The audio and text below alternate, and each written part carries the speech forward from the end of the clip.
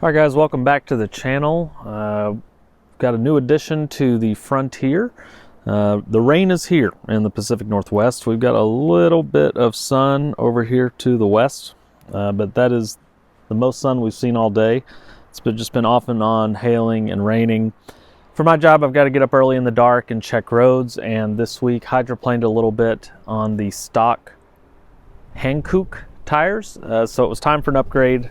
Let's check them out.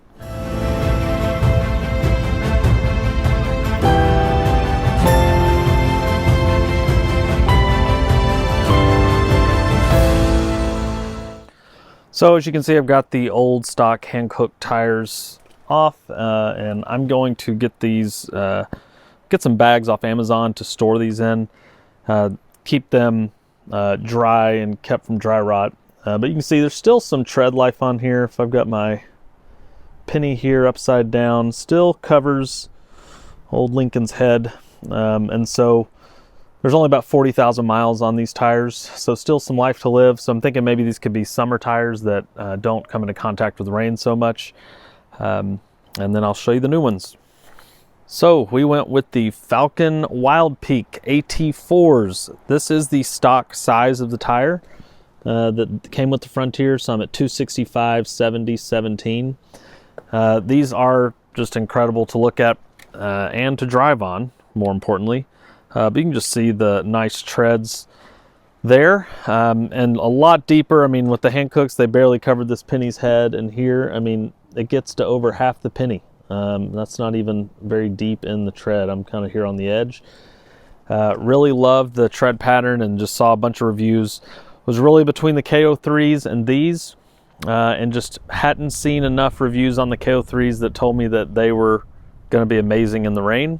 Up here in the Pacific Northwest, getting through rain is key, just standing water, and that's just something I don't want to be worried about. So that's why I went with these Wildpeaks. So just comparing the Hankooks to the Wildpeaks, you can just see the difference there. Obviously, I've got 40,000 miles on the right tire and maybe 100 on the left, but just the pattern itself is going to shear away more water and ultimately a safer drive. Now, I thought by getting stock size, I did not go to 275, 285. I stayed at 265, 70, 17. I did not see anyone complain about rubbing for a stock tire size. However, I did go with the 10-ply Wildpeaks, and I don't know if that makes a difference. It certainly should have a thicker outer wall, but I am having rubbing on the mud flaps.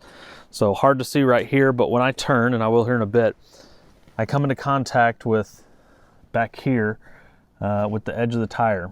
So when I turn left, I get contact over here, and when I turn right, I don't get contact on the tire over here, I get contact on the passenger tire on the outside. So just a little bit of rubbing on the outside. So I think the easy fix would be to take these mud flaps off. I don't really want to do that. People have talked about melt mods, but I didn't really think they applied to the mud flap. I thought it more was for the fender liner. So I'm going to maybe heat this up. Maybe I can just file this down just a hair to make that work, but I'll show you the rubbing now.